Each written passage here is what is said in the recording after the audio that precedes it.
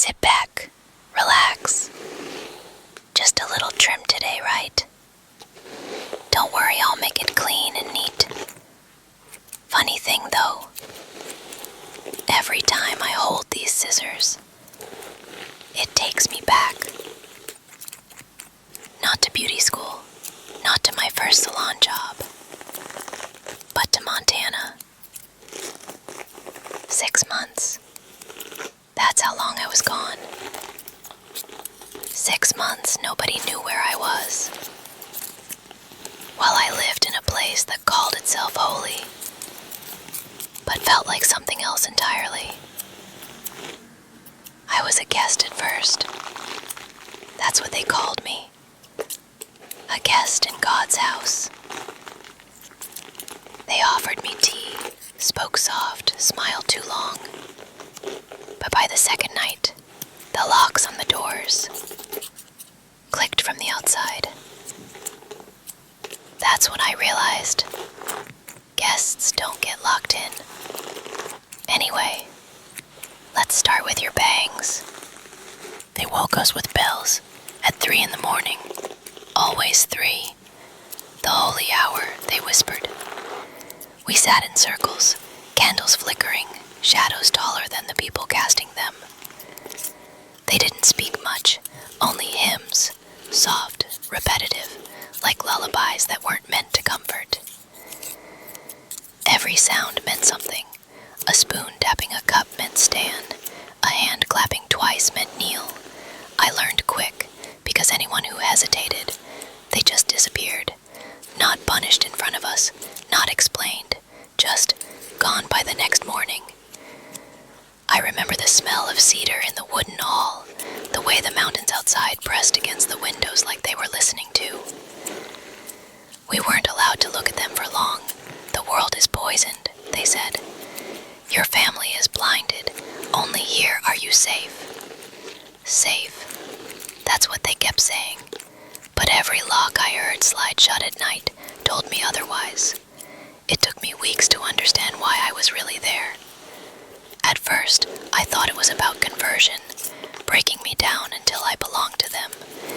But one night, I overheard the leader.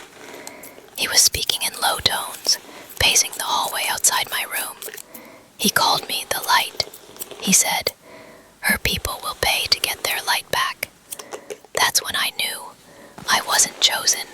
I was currency. They wrote letters, not me, them. Demands scrawled in their shaky handwriting, signed with my name. They kept reminding me, someone is coming for you. Don't you want them to pay? Don't you want to be worth something? And every day they delayed. Every sunrise I woke up in that place. I wondered if anyone even knew I was gone, or if the letters ever reached home.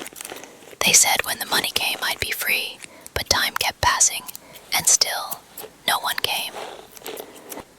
Time changed inside that place. Days blurred, nights stretched too long. I stopped counting after the 3rd month. Instead, I started listening to every creak in the floorboards, every whisper behind closed doors. Sometimes, at night, I swore I heard my name, not shouted, not spoken, just breathed, as if the walls themselves were alive.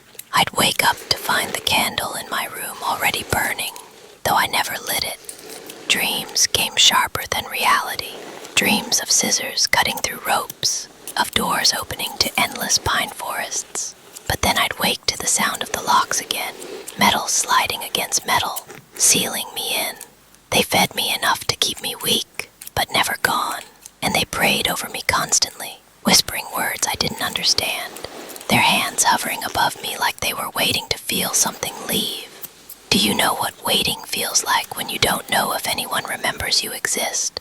It doesn't feel like waiting at all. It feels like dissolving. Then, one morning, it was just different.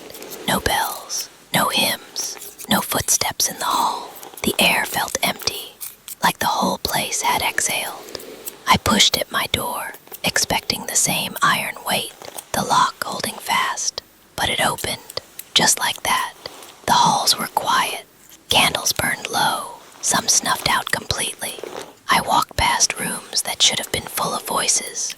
silent now, plates of food half-eaten, cups still warm, as if everyone had risen and left mid-breath. And outside, the mountains, cold air on my face for the first time in months. The sun was too bright, almost painful. I waited for someone to stop me, to drag me back, but no one came, not a single soul. I don't know why they let me go, or if they did. Sometimes when I close my eyes, I wonder if I ever really left at all. You've been so still this whole time. That's good. That's how I survived too. Staying still, listening, pretending I belonged. But sometimes, when I cut hair like this, I hear them again. The soft bells in the distance, the clink of a spoon on porcelain. Even here, in the salon, miles from Montana, it's like they're watching through the mirrors. And you remind me of them. The way you sit, the way your eyes don't leave mine. If you hear bells at 3 in the morning, don't answer them. Don't follow. And if you ever wake up to find a candle burning in your room, you'll know they've already chosen you.